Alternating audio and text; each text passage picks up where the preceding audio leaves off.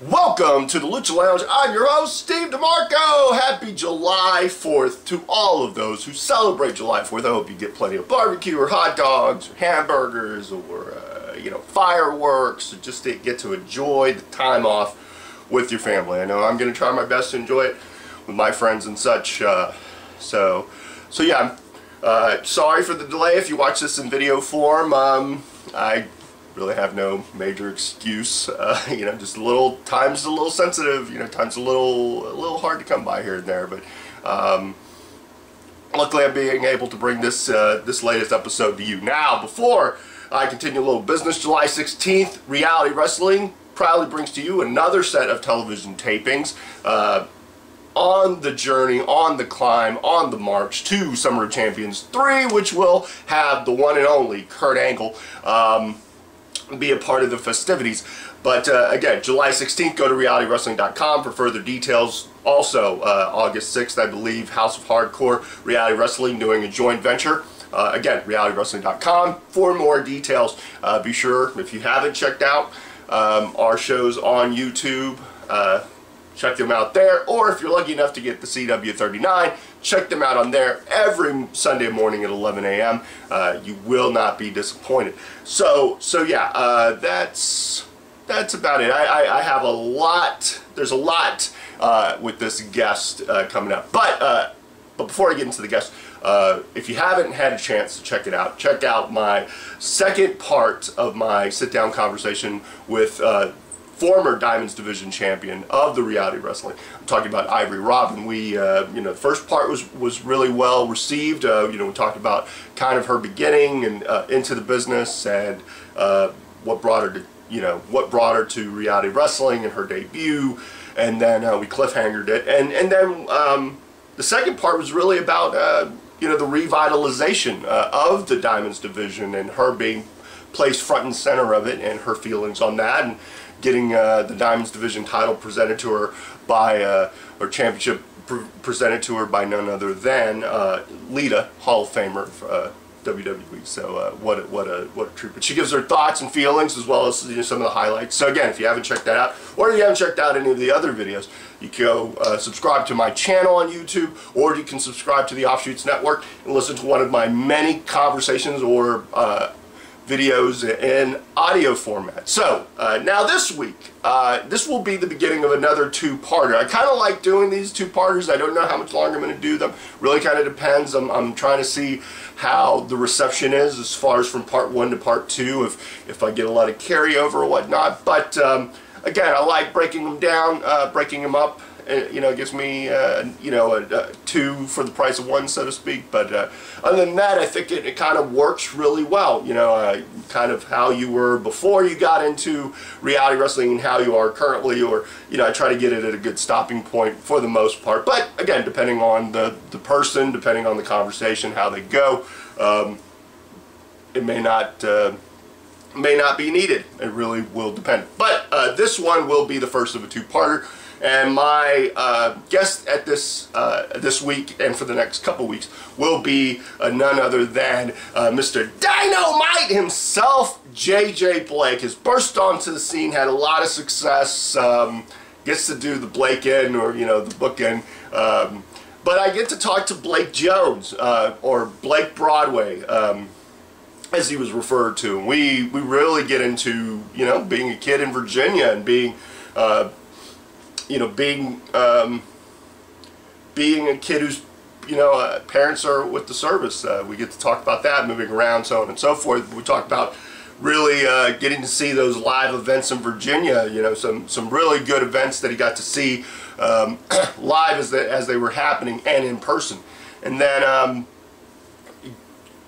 starting on the journey and wrestling in Virginia, and then wrestling in North Dakota, and we talk a little bit about that scene and some of the stuff that he ran into there, and also wrestling in Canada, and how he got that opportunity, and what he learned, and plenty of stories. The great thing about Blake is he's very, very he's one of those guys, kind of like myself, which I really respect. A guy that you can give one question and they can kind of expound and really aren't afraid to share their feelings, really be in depth about things, and that's the case with Blake Jones. I really appreciate him being on the show. Again, this is kind of the first. This is the first part of a two-parter. The second part, we will get into how Blake Jones becomes J.J. Blake, and a little bit before that, like transitioning to Texas and whatnot. But for now, this is really about the beginning, the origin of Blake Jones and his wrestling career, and it was really great listening, a really great conversation, really fun. I had a lot of fun with it.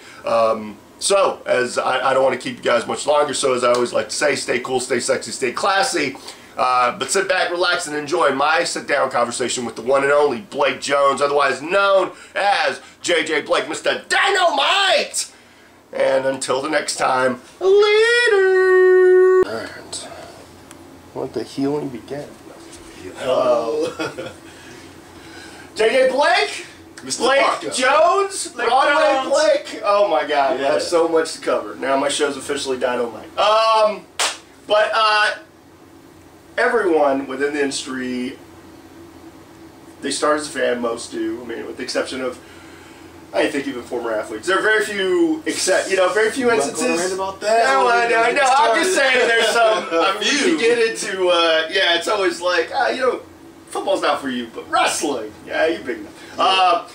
But I mean, most of us start out as fans. We watch it. We've probably been kids, whatever. But what prompted you, or what was it about the industry that made you want to be a part of it?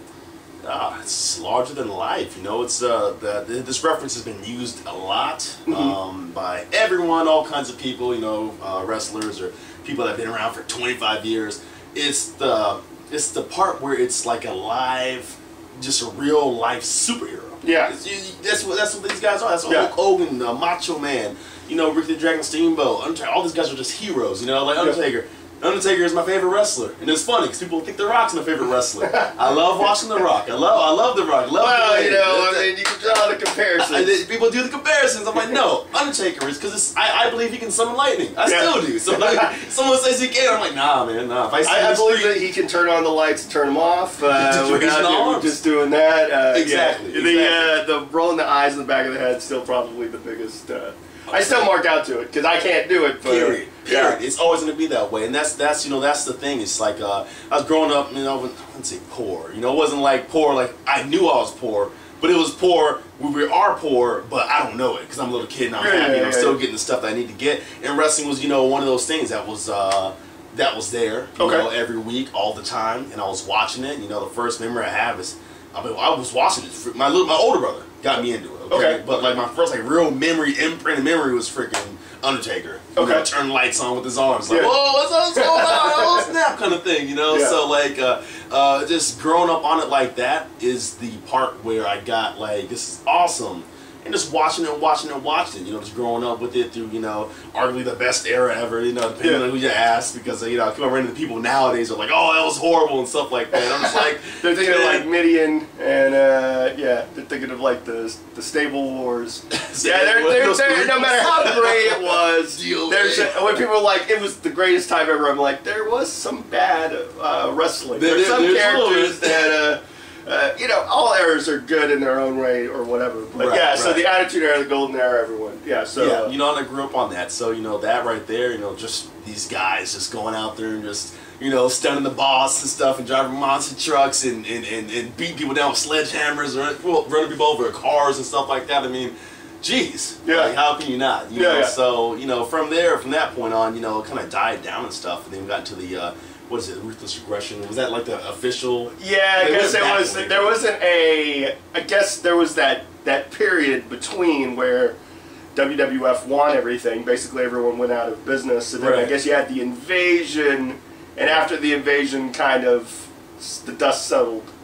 Which should have been the greatest period of time, but it was really like the nail on the coffin, the final nail on the coffin of like the golden age for all, you know. ECW goes out of business right around that time, so it's like, oh, the only game in town is this one, and they just kind of sat back like, woo, and then that was great. And then a couple years later, they went, okay, I guess we should start a new era. Right, but they didn't officially label it. They waited like literally until the what they call this, the new era.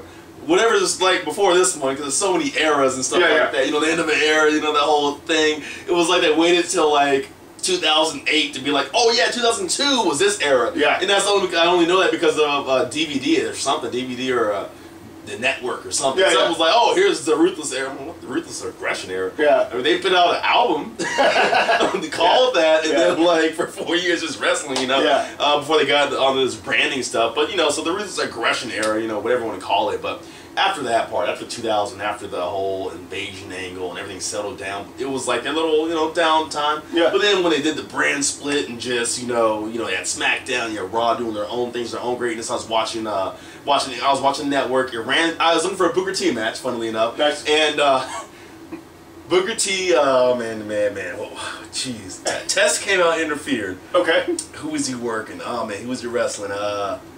He was beating him up though. Whoever it was, he was just beating the dog piss out of him. Yeah. It was in typical Booker T fashion.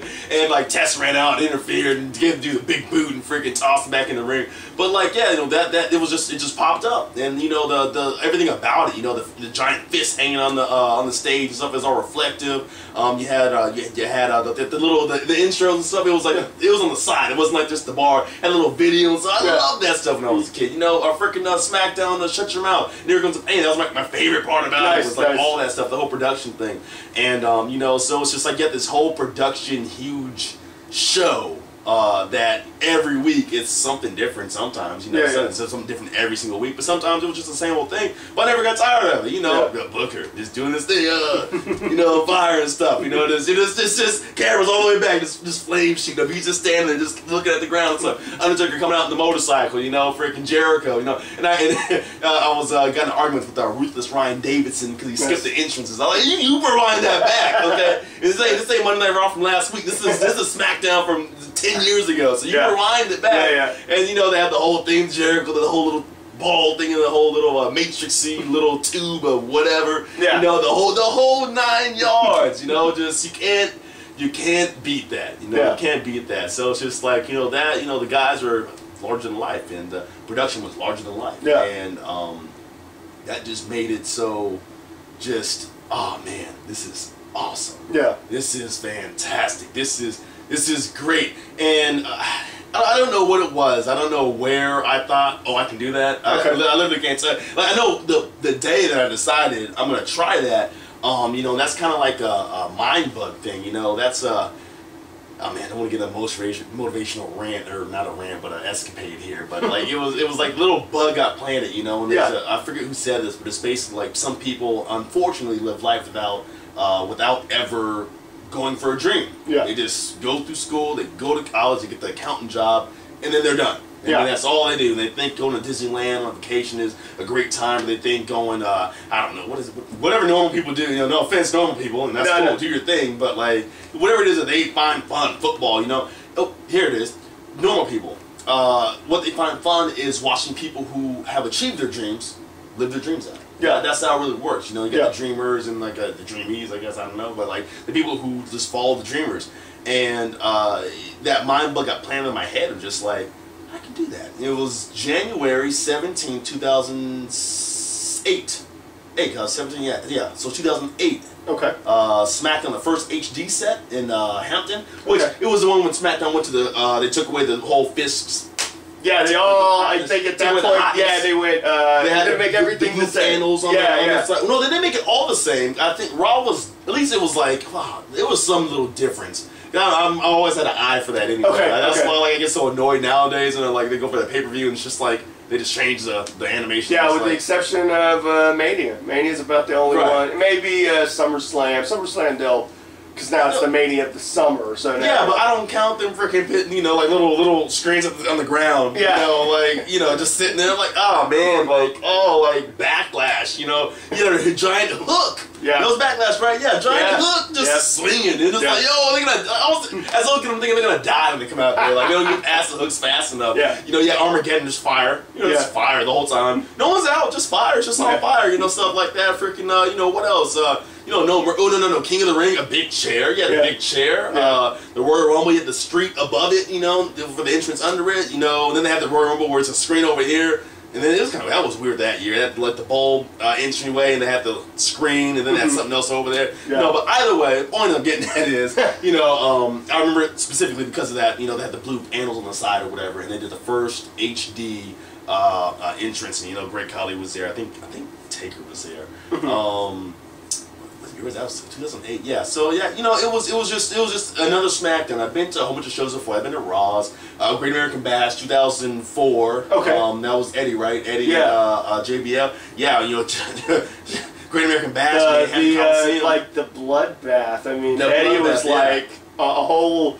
There's Crimson Masks, and then there's just like your shower. Yeah, and I was in the nosebleed seats, and I could see all that blood. Yeah, that was like, the. I mean, I don't think I caught it live, but I remember the reports, and people were like, just watch it for that scene of just once Eddie hit a gusher or whatever. You know, it just was like.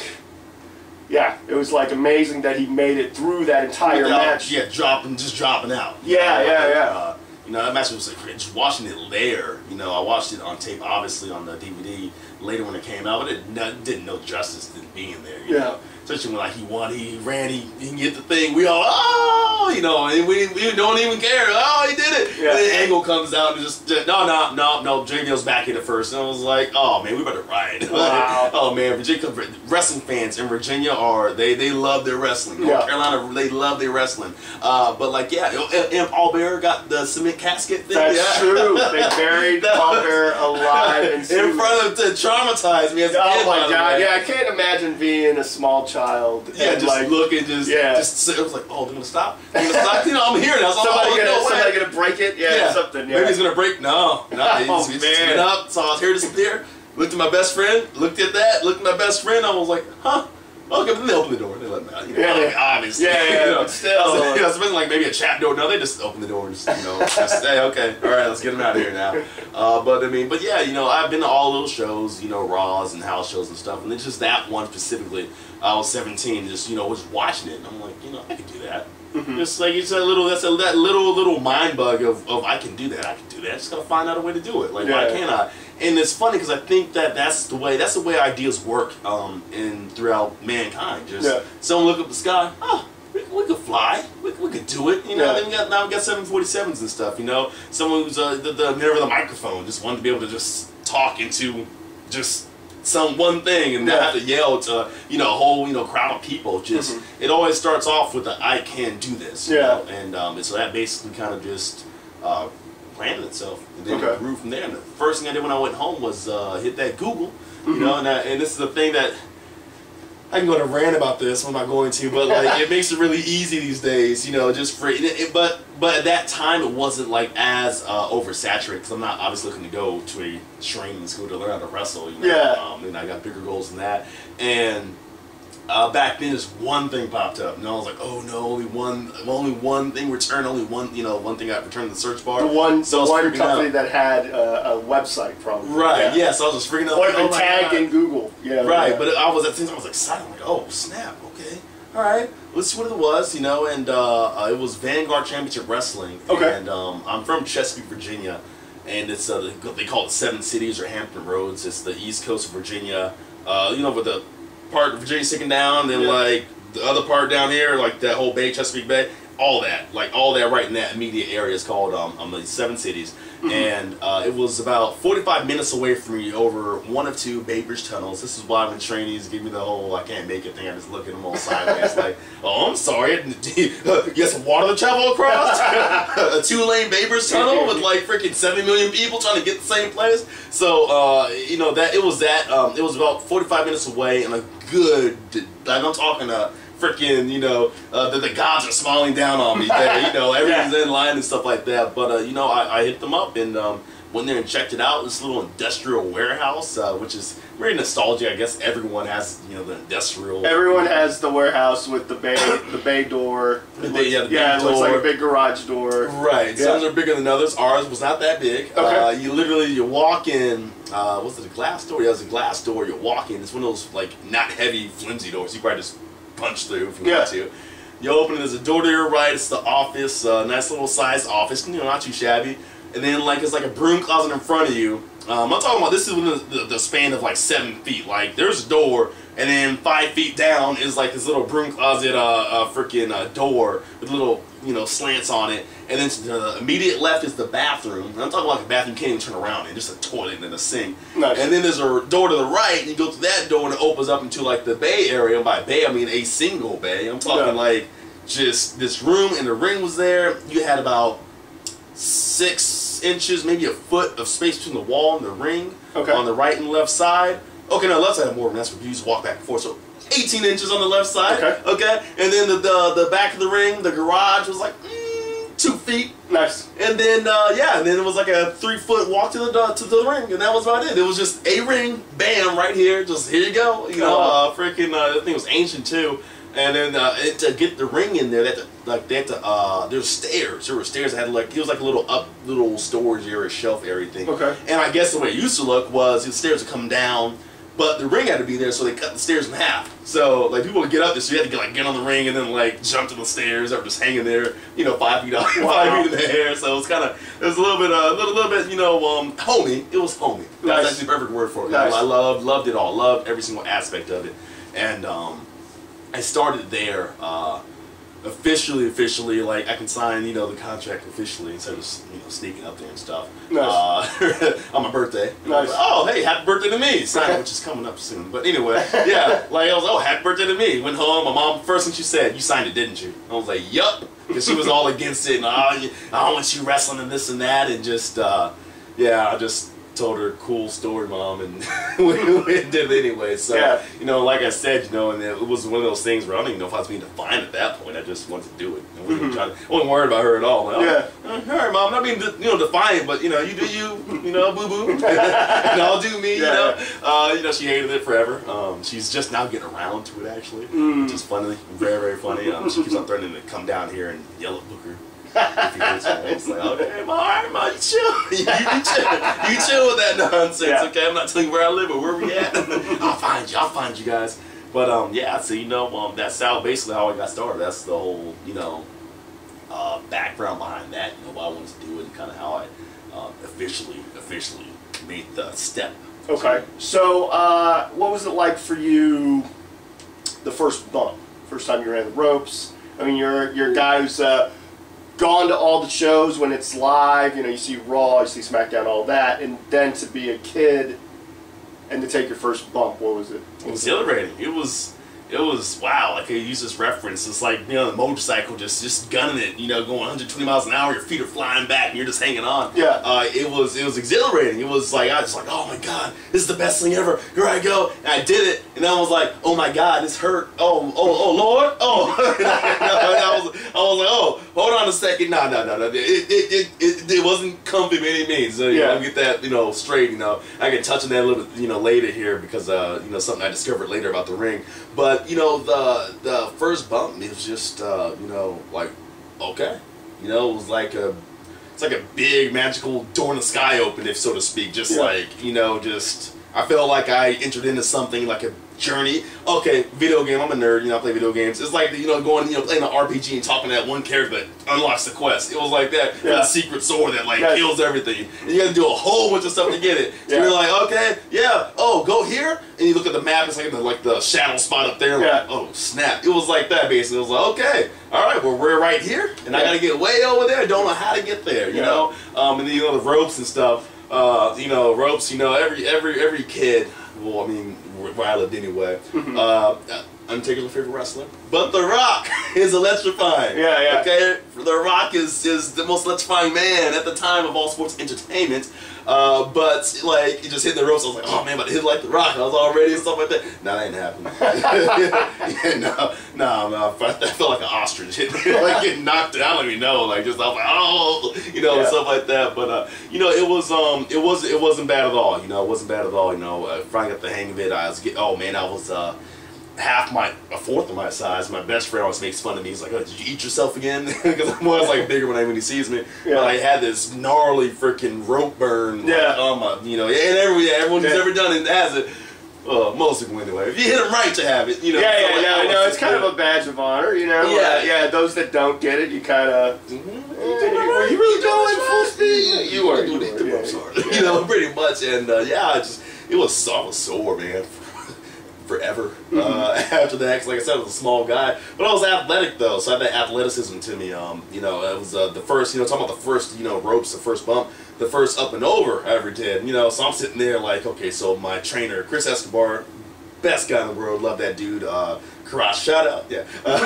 You know, Crotch. I'm not gonna say his.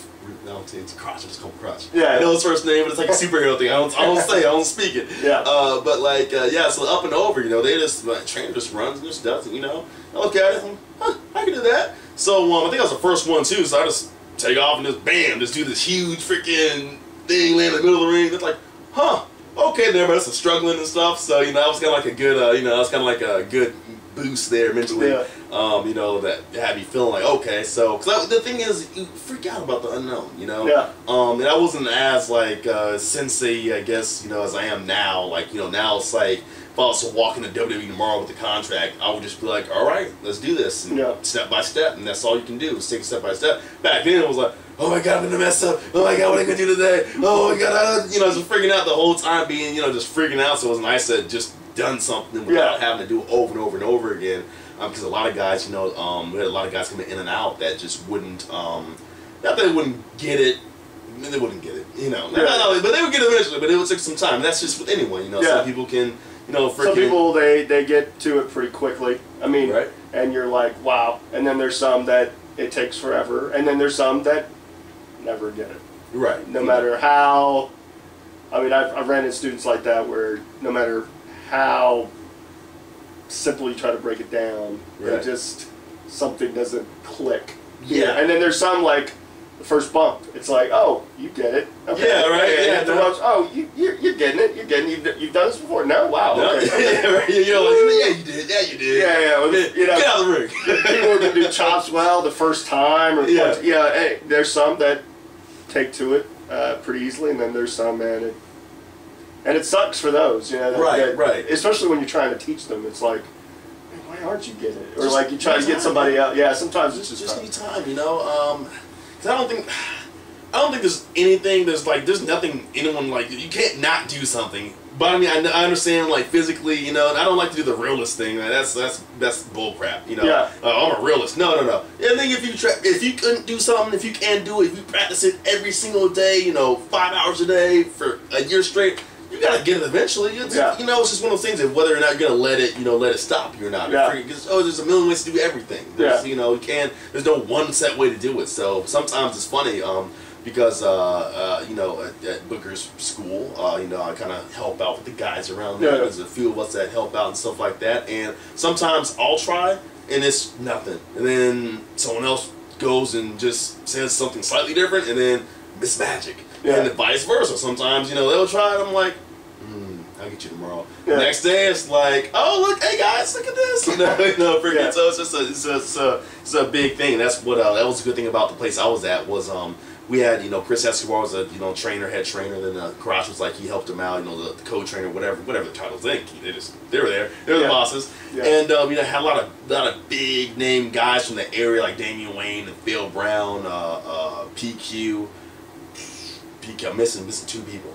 Cusick, there we go. Cusick, they were all coming to help out. You know, it was like a community. It was you know, what's that saying? Like, it takes a community to raise, you know, a kid or whatever. Yeah, it's like it was like that. So they were all coming and giving us input and stuff like that. So I always had a different way to do things, all the different points of views. And I always just got, you know, criticism from you know, different guys and stuff that, you know, it's amazing because people don't always see things the way someone else will. Same amount of time doing the same thing, they'll see something completely different than another person does. You know? And that's the one thing that kills me in wrestling. It kills me to death. I'm just like, I hate it because there's no right way to do it. No. There's no SOL standard of learning. Book, you know, guide to just, hey, go to chapter 3. You study that and you come back tomorrow. We're gonna test you. No, it's not.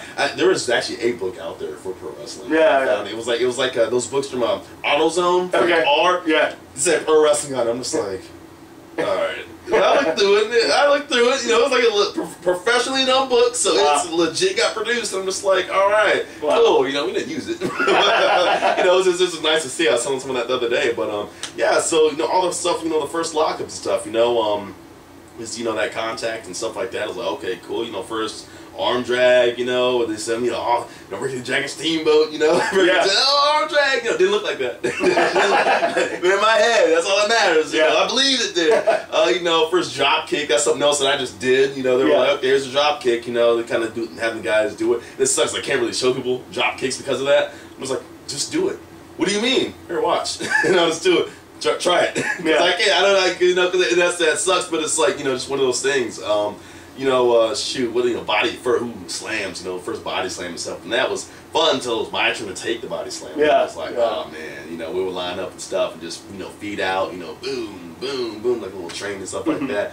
But you know, we all, you know, threw down in there. You know, we all just, you know, tried to do our best, and that's all you can really do. You know, try to do our best and stuff. And I tried my best, and you know, I was there for about, I think, a year and some change, almost a year. Okay. Oh wait, no. Yeah, year and some change. Yeah, year and some change. Okay. You know, so you know, it was a good time. You know, we started doing matches and stuff in there. They were completely horrible. They were the worst. So how long had you been training before like your debut match? From day one of your training to the first your debut. Say about 11 months. 11 months. 11, yeah, not like 11 or 10 months. Okay. Yeah, and that consisted of a 420-pound savage from Africa beating me. Okay. Before I even got out the curtain, I got thrown out the curtain. Oh, nice.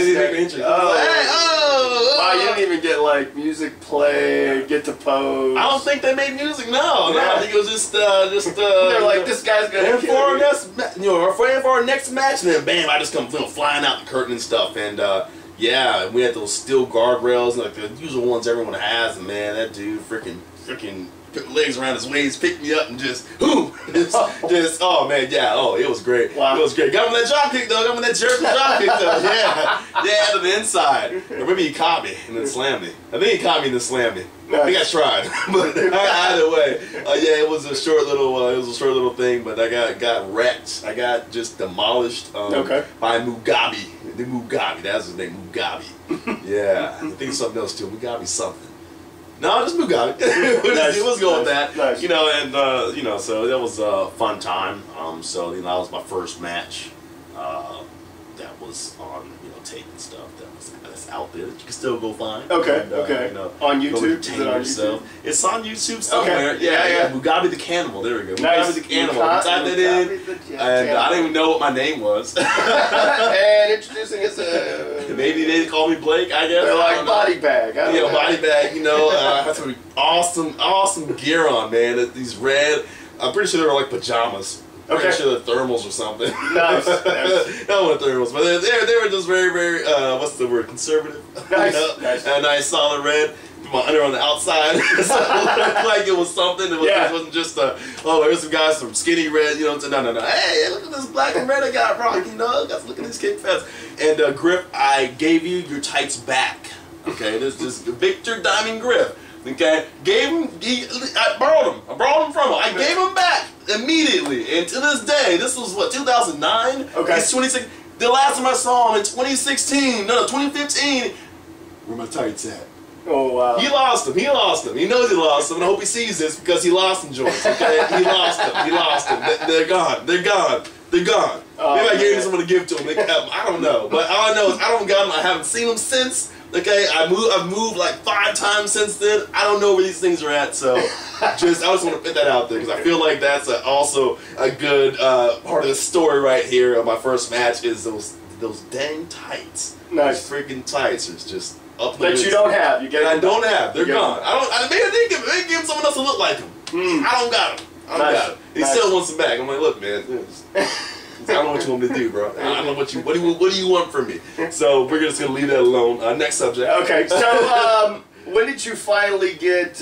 Was it your second or third match where you finally get an entrance and a name?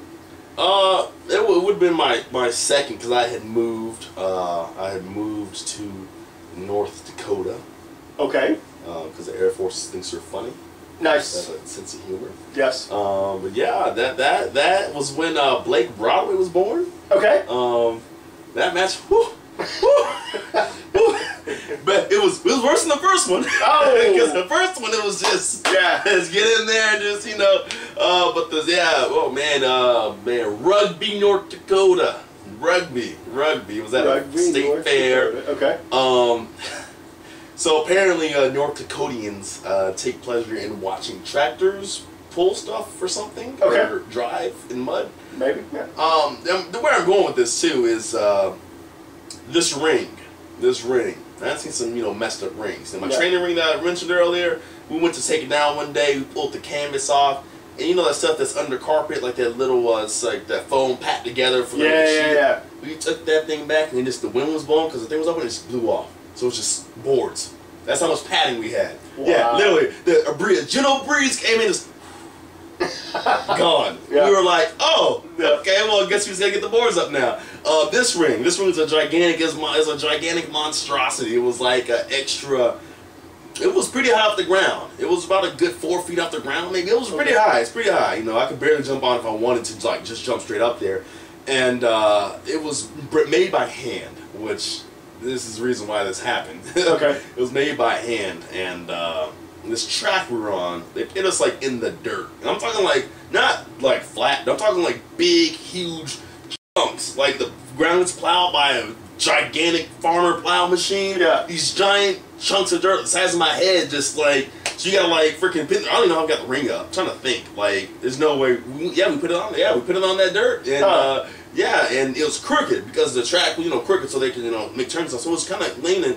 And this gigantic Canadian named Adam Knight, this dude's like 7 feet tall, freaking 300 pounds, 350 pounds, something crazy. He's running the ropes, make sure they're good. And you're just the ching! Oh man, dude, that rope broke so hard. So that was the first thing that we was already like, okay, we got no rope, so we had to, we like just redid, we just, all the stuff I was gonna do. I'm like, okay, well, can't jump off of the rope, can't do this, can't do that, because I think it was a top one too. So it was like, so it was gonna be like nothing. But someone went and luckily found a chain to like chain it back up there, like chain it around the post and do that. Yeah. But I like mind jacked myself so much that I had pretty much just scrambled everything. Yeah. All right. Well, we go back to the first plane, whatever. So we go out there and proceed to have, oh man, the camera cross. I love the guy. We love each other. We do. We talk about this match all the time. we talk about rugby. Hey man, rugby match, man. Let's stop talking about that. It's not even like a joke. It's not even nothing on him or on me. We just don't talk about it. We agreed to not talk about it. Oh man, but that was my second match, and but that was like, oh man, I have this horrible jacket. I love jackets. If you've seen any of my pictures or any of my videos, I got this nice little sleek little black vest with the city on it and stuff, and Blake Broadway on the back, and now showing. I got this pleather jacket, this freaking Matrix Trinity jacket. Nice. Nice. It wasn't like form fitting or anything, but it was the long one. The hood was like a KKK hood because it was just like a point. Yeah, man. So, Jesus. Wow. And they did generic red and black and silver tights. The color, like the national color of indie wrestlers nowadays. Nice. Red, black, and silver. Yeah, man. I don't know if I did this at that point, but I needed some bedazzle put on it. So I sat there, these arts and crafts. This is what some good friends of mine call it, arts and crafts. And once mirrors or something, reflective, so I put some mirrors on them, the little like the decorative mirrors, little circles or squares or whatever. And hooked them on with bobby pins. Okay. Safety pins rather, safety pins. You know? So like, I got this ghetto jacket, all these like mirrors, and I cut some black material to like glue them onto, so they have something to hang off of. But I didn't put anything on the back, so it was like, so if it flipped over, it was just white. But it's still, you can't see, it's too far away, but still, look ratchet and ghetto. Nice. Oh, that's a cool jacket. Get close. Oh man. From afar. From afar. Yeah. Exactly. That's all that matters. But yeah, so yeah, that was Blake Broadway's. Blake Broadway's first official match. That was pretty gruesome. The second one was no better. It was a tag match. Okay. Man, what's those guys' name? Robbie Ryder and Charlie Midnight. the Southern Express or something like that. Okay. And you know, they had the old Confederate mask and the Confederate shirts and there. It was me and Cameron, who's a black man. So you know, North Dakota loved this match. They loved this match, and I think we dropped Cameron. Yeah, I think Cameron had to jump on those two, and I was assisting, you know, to hold him there, and I think he missed. Oh, I think we barely caught him. And this ring is higher, remember? So we're jumping off the corner, which is like, you know, a lot. Woo! Oh man, that thud, you know. So that was that was rough. But yeah, so I pretty much made my well, I wouldn't say made myself only North Dakota, but North Dakota was kind of the beginning. Oddly enough, of like my actual like here we go kind of thing. And it was an experience, you know, because no one can really say they've wrestled in North Dakota, because people who wrestle there stay there. You know? But, you know, thank God for some of them. But, you know, but some of them, you know, need to get out of there. Talking to my brother right now. Nice. He knows what's up. But, you know, but no, North Dakota and, you know, and Canada. That's when I went to Canada. Okay.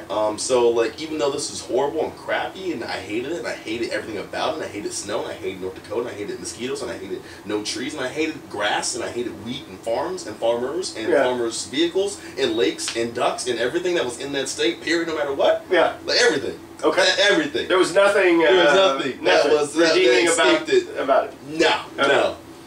No, not a thing, except for Canada. I mean, in retrospect, honestly, you know, I'll probably do it again. You know, I just like where I came up. You know, the way I developed as a young wrestler, kind of it was cool because it didn't have a whole bunch of drama. Like drama, there was really like a big family, because it was like such. It wasn't a whole bunch of people. It wasn't a whole bunch of people. It was a small little locker room. Some of the guys from the Minnesota guys. You know, I learned a lot from Eric Cannon and Darren Corbin. Mainly, they were always there. Always. They're still there now. Just going over there to go do the shows and stuff. Yeah. And you know, I learned a lot from those guys. And I probably wouldn't have learned as much as I would have anywhere else. Since I stayed in Virginia, which I would have naturally. I would have learned some stuff there. But the thing is here's my take on it. I feel everyone, when they start this, should go somewhere else. Yeah. Just start, learn some stuff, leave. Because you're going to get caught up in the BS, you're going to get caught up with the friends thing. You know, if you start making progress, you're going to get in that complacent mindset of, I'm going to stay home. Yeah.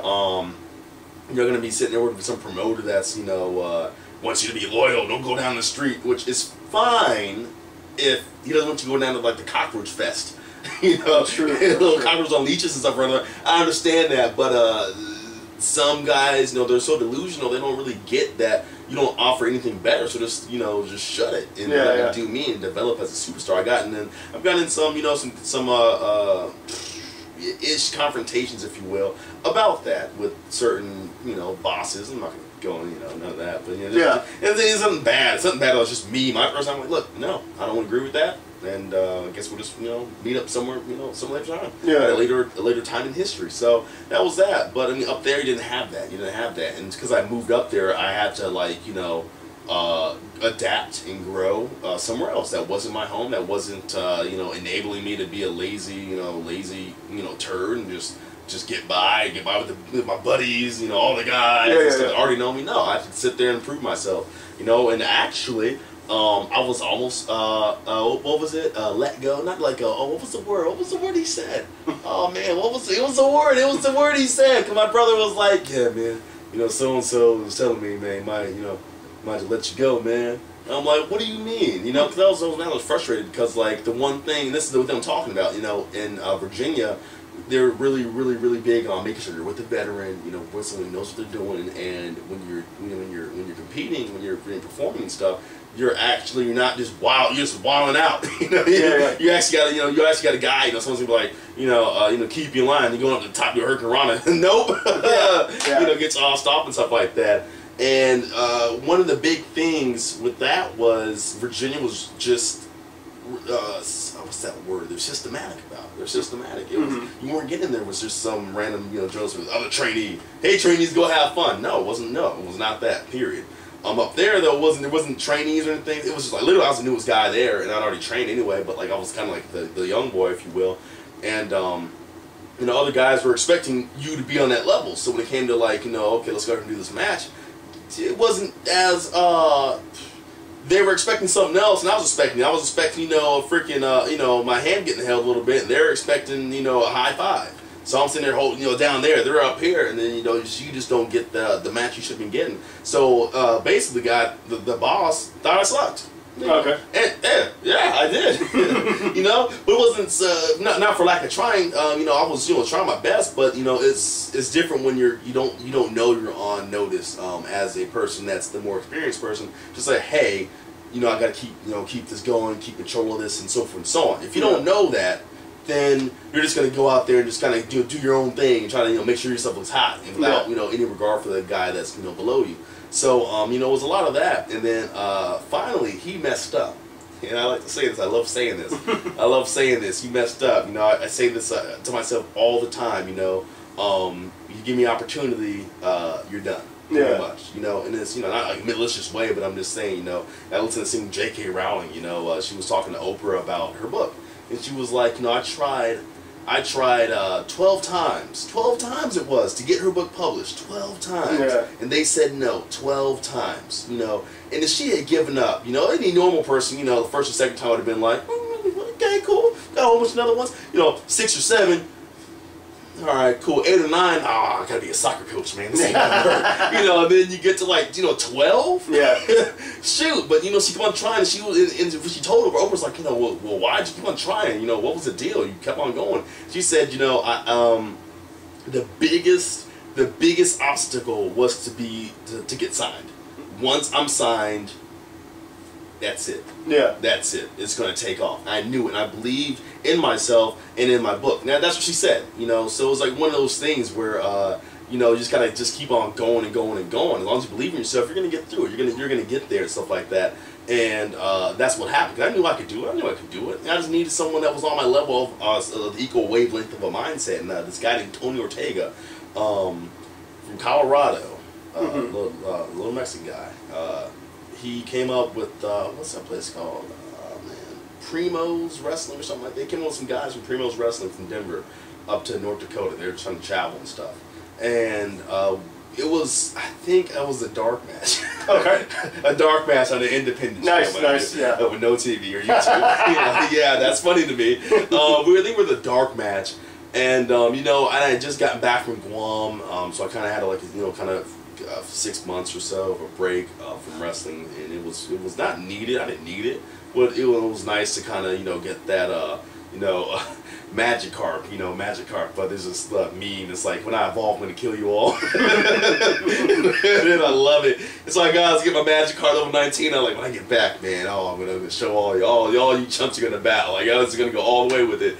And yeah, so it's a little Mexican. I talked to him beforehand. I'm like, hey man, you know, I got an idea. You know, I'm supposed to be a heel and this and that, which is another mistake. Me being new and a heel. Yeah. I was like, man, I want to do something stupid. So I was gonna like get a poncho and, you know, come out like a mariachi or something like that. He was like, cool. So I get this freaking, go to this party store and get this freaking rainbow freaking poncho. There's pictures of me everywhere with this huge like this fake mustache thing, and it's hilarious. This is big mustache, and then it's like the poncho, you know, rainbow poncho, and I have this freaking hat, you know, and I come out with these little maracas, and I'm just sitting there just ignorantly just dancing around, being an idiot, and then we proceed at the time to have an awesome match. I watch it now. I'm like, what's wrong with me? But I'm just like, this is an awesome match, and it was awesome because the crowd was with it. You know, I still hadn't figured out that cold crowd thing.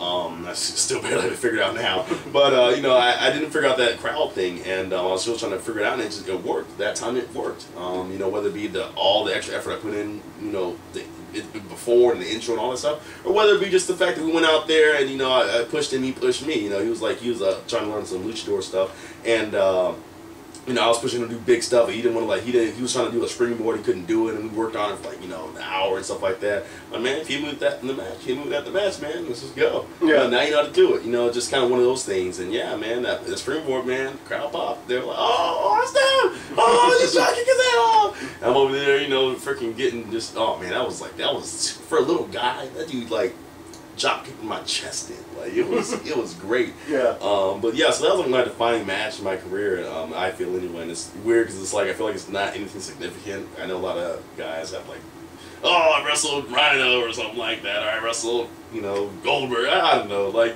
I was like, oh, that was my match. That's when I kind of said, oh, this is how it works, and that was that. You know. Then I moved on to have another match with Mr. Cameron Cross. In that match, he slapped me so hard that I can hear the ring right now. Actually, that's why I remember that. But no, it was great. It was great. I loved it. And whenever I see him, I'm like, slap me this time. It's just like, oh man, it was like my second good match, and then oh no, Blake's pretty good. You know, like duh. You know, that's why at the time that's where I was about it. So. You know, like that whole experience, you know, I wouldn't have had that, would have had the sheltered, like, hey, come with me up here, I'm always with, you know, big brother, you know, with Pops or whatever, whoever I'm riding with, someone taking care of me, but I have to figure out myself. And then when I went to Canada, I don't even know how that came up. I don't know if I hit somebody up or someone hit me up. I don't know. I know I went up there first. The place I ended up working for a long time, I had hit that guy up to come up there. I think it's the first, just me going there. The first one was like, oh, this is easy. Huh? It wasn't easy at all. I mean, it was, you know, it was a drive, and you know, it was terrifying. It was a border. I mean, they're Canadians, you know, I know, but like, hey, you never know. You know, somebody's like, hey, what's that white powder right there? It's protein powder, sir. Oh, pull up right here, you know, and I get stuck on the border, freaking Terminal Man or something like that. Craziness. But I went to this place called PCW, and they were. Smaller kind of, we see the shows wrestling that's in like bars and stuff. Okay. It was like that, a little smaller. It wasn't like a big, huge grand thing. They had a nice, solid, you know, committed following and whatnot. And I went up there for a little bit, working for them, doing stuff for them. And the roster depth was not great, but had some good guys. I had some good matches. Jackie the Jet Lee, that dude, that clown, I love that guy. Jackie the Jet Lee, you know, Scott Justice. Canada, that's an Asian guy. I wrestled an Asian guy, an Australian guy. A Greek guy. Like it was like the international tour, if you will. Like you know, that was good stuff, and I liked it. But then it came down to I found that other company, and you know, I just wanted to keep on going. And it's like I think I basically wrestled through pretty much anyone I went to wrestle through. And yeah, I wanted to keep on going, but they were kind of not as progressive. They were just kind of like, oh, this is cool, we're doing this for ourselves kind of thing. Yeah. Not really having a big picture about it. You know, not the guys, but the person who ran the thing. Okay. The guys who go out there and get it, they'll go travel around and stuff like that, you know, do the thing. So I hit up another guy, and then this is where I'm talking about the whole rivalry stuff that I was glad I wasn't a part of. Yeah. I'm 5 hours away. So I would do what I want to do. Yeah. And if you want to be one of those, oh, what you going over here? Then you can pay my rent. Yeah. Oh, you can't pay my rent? Okay, so let's go ahead and go over this. And I feel like it's, you know, a D-bag for saying that, but it's like it's not. I'm not. It's you can't tie people down like that. Yeah. You know? It's like since they're not offering anything. These guys, CWE, were doing like these huge tours and stuff like that across Manitoba, around Manitoba, and like now they're freaking going all the way out to Alberta. Alberta and stuff, and I'm waiting for them to go freaking east. I don't think they're ever going to though, because I think it's like Canada has this huge empty dead zone right here, and it's like Ontario. But yeah, so I started work for them. Oh, you know what? It was a Comic-Con. That's right. I started at Comic-Con. I think that's what it was. Okay. And someone hit me up. Cameron had me say, "You want to go to Canada to do a Comic-Con?" I said, "Okay, cool." I think I went up there by myself, or I think I had my brother. I think I had my brother with me. I remember I almost died on the way up there. Oh, wow. There was so we're driving, and there's this freaking, you know, the huge dump trucks, like, you know, this not the crazy ones, just the, you know, the basic ones. We're driving, and Canada doesn't believe in using lights on their interstates, apparently, or their highways, if you will. So it's dark and it was snowing, but it wasn't like sticking on the road. It was just, you know, whatever, just like the usual snow. It's like freaking ambient snow. It's just there, just to let you know, hey, we're cold. Yeah, yeah. We're not gonna stick on the road and like mess you up. Yeah. And I just happened to slow down for whatever reason. I just slowed down. Side sort of the story. Yeah, so they only have numbers on the speed signs, so it just says 110. So I'm an American. I'm like, oh, 110 miles per hour. Not the case. Anyway, so just letting y'all know that, you know, kilometers, everybody. Yeah, so I slowed down. I don't forget why I slowed down, but I slowed down for no reason at all. And this freaking gigantic, like, deer reindeer thing, like, there's this magnificent leap across the highway, and I'm aware, like, oh no, But like it, like come on, going, and then if there wasn't a car there, I would hit the hind parts of it. Bro, this freaking dump truck when it hit it, just spun into the darkness. I'm like, oh my god, wow. Oh Canada, oh Canada! Like I was like, whoa! Like Jesus, man, it was impressive. Anyway, so yeah, Comic Con's what it was that 2011 Comic Con, 2011 Comic Con. Yeah, that's where I started, and in Canada, and it was my first Comic Con, which is funny because now I'm like spoiled. I don't ever do any kind of convention unless I'm like in it, because I'm like, no, I don't go with the peasants and all. Like, but I just like being there and watching stuff. I love stuff like I love seeing stuff get set up. I love seeing like how all that stuff works out. You know, as far as just the background stuff. I love that stuff. So, yeah, I went there and.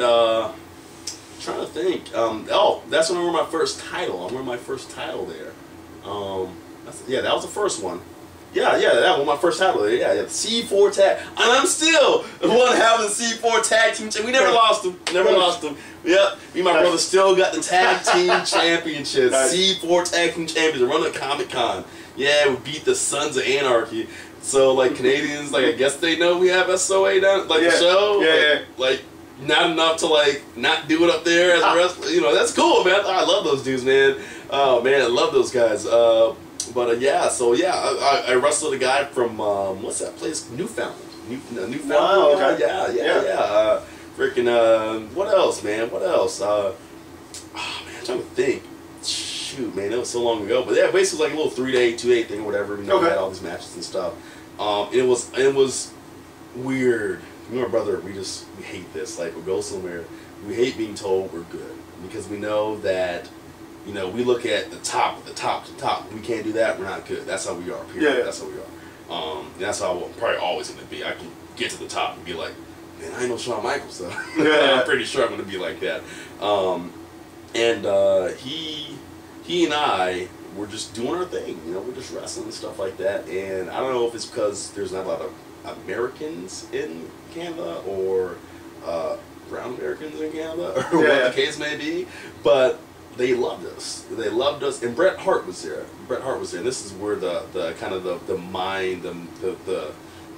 mind scrambling came in. We did a little seminar with him earlier that day, and it was about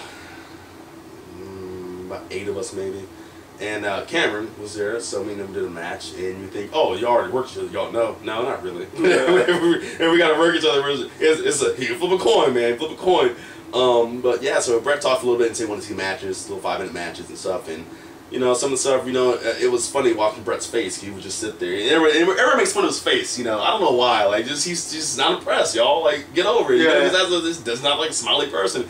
And he's just sitting there kind of just watching. And then he did my match, and I powerbombed the crap out of him. I mean, I freaking been wall bombed this dude. You know, because we were in the moment. He freaking hopped up for Hurricane or something like that. And I just wham! And I look right at Bret, and he's just like a little twinkle in his eye. He's like a little twinkle in his eye. And I'm just like, I'm finna this dude. Okay, is he still looking at me? Kind of thing, you know. But we did that little thing, and my brother did it with this amazing red from Canada, from Moose Jaw, Saskatchewan. Okay. And same thing with Bret. You know, he clapped. You know, he clapped for my match and his match, and then afterwards he was like, you know, you and your brother had the best match ever. I loved it. You guys know what you're doing, and this and that. So we didn't tell about Bret Hart, you know, that early on, like, you're the best. Whoa! Yo, stop! He stopped this madness right now. And the whole rest of the week, and he hung out with, like, he would hang out around us. Kevin Nash was there too, and I guess he told Kevin Nash. And Kevin Nash walked up, "Hey boys, how's it going? My man, let me get a picture of my boys." I was like, "Yo, get away from me, man! You better help me to stop messing." Me and my brother were just like looking at each other, like, "Are they messing with us right now?" Like, you know, it's crazy. But like that first trip to Canada was just like a real big like, okay. I know I'm not the greatest. Like, period. I don't care what they said. I know I'm not the greatest, but I entertain them. Yeah. So with like not a lot of ability, so I got something here that may not be some freaking technical prowess or anything. You know, not no Bret Hartness or anything, or you know, no freaking shoot, like, you know, no freaking Owen Hart or whatever. Just any kind of he knows the freaking that kind of just wrestling at his core. So for him to say all that, you know, I'm just like, well, I entertained him, and he's like the master of everything. Like, what else can I do, kind of thing, you know? So that whole weekend was just, you know, hilarious. You know, Brett kept making fun of people and stuff like that. You know, and he kept on running into us, you know, hey, how's it going, guys? We're just like, hey, yeah, Brett, what's up, man? Why you over here? And he's in our hotel too.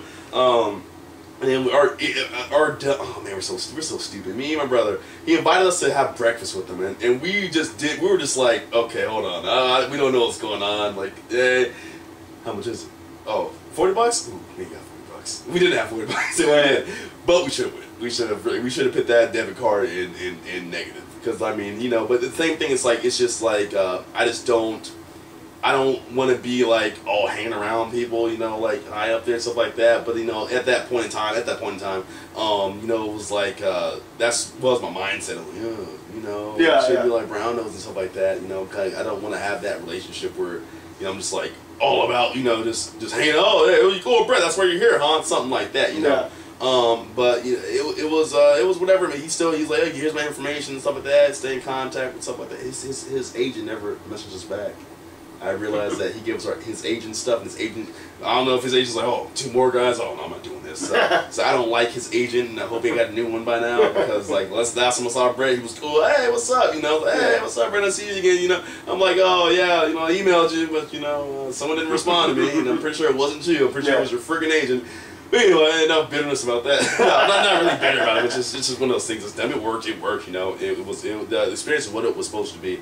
But yeah, so that was my first experience up there. You know, we did some good stuff, and then with that, moving on, our next like kind of escapade after PCW went to the CWE, and you know, they were like blood rivals and this and that. But CWE, we got to work like freaking 4 or 5 days in a row all around the country, or not, but the province rather. You know, they had little shows, so I was getting my reps in, because people were like, you know, I wasn't like, the place I started at was like once every like 2 months, 1 weekend. So yeah, so like once every 2 months for a weekend, so I'm still getting 2. So I'm at that point, I'm at the equivalent of the weekend warrior, once a month kind of guy, and I hated that. So when I went to Canada and stuff, they had all, you know, 3 or 4 matches in a row. Then I go back home to 2 more matches, and then like I go back to Canada for like a one-off in the freaking bar that we had and stuff like that. And it was fantastic. I mean, it was great. It was the best thing ever, and I got so much experience that way and learned so much. And just learning the different, styles and stuff like that, and just working with so many different guys. Yeah. And so, like, I learned a lot. I love the fact that I went up there, was up in that part of the country. I went to Minnesota and stuff like that. You know, even South Dakota. You know, it was a good time. You know, it was a good time, and I'm trying to think. No, that's pretty much it. You know, done the Comic-Con after that. You know, just did our thing and stuff.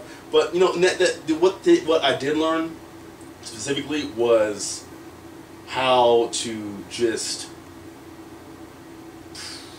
be you and not try to be something. I'm not saying don't like come out with a freaking crazy. This guy that has a crazy karate gimmick, and he believes in it. You gotta believe in yourself. You can be whatever you want to, but you gotta believe in yourself. You either believe in yourself than it is to believe in a made-up character. This is a character you've been doing since you were like 8 years old. You want to be a karate kung fu master. Yeah. Always whenever no one's around, you practice karate and stuff like that. And then finally, hey, I'm gonna put on some freaking baggy karate pants and freaking do that. And then well, I like this guy. You know, that's pretty much the way it goes, you know, yeah, so I had to kind of learn how to just believe in myself and somehow stumble my way down here, but, you know, like, just people were just like, oh, I like you, and I'm always just like, I don't know why you like me, but okay, cool, you know, I don't know what I did, but alright, maybe, I don't know, you know, I don't, like, do the traditional freaking just jaw jack, you know, for, 20 minutes, stuff, but I don't freaking do any crazy, shoot, whatever. Flips, 450, 850. You're not doing some ricochet, Not doing some ricochet, Will Ospreay. Nah, man. I can hang with them. I ain't doing no flipping though. But I'll they want to play the game. I gotta catch them off something. Nah, that's cool. They can flip all the way, all around. They can do everything they want. And then, bam, out the ring. So that's. No, that's that. Shoot, man, I went on a tangent there for a while. All good. So, so you've been wrestling, gone to Canada. What prompted you to want to come to reality wrestling? Well, the very, very short, obvious, just like flat out, if I had to write on a piece of paper, one sentence, Booker told me to.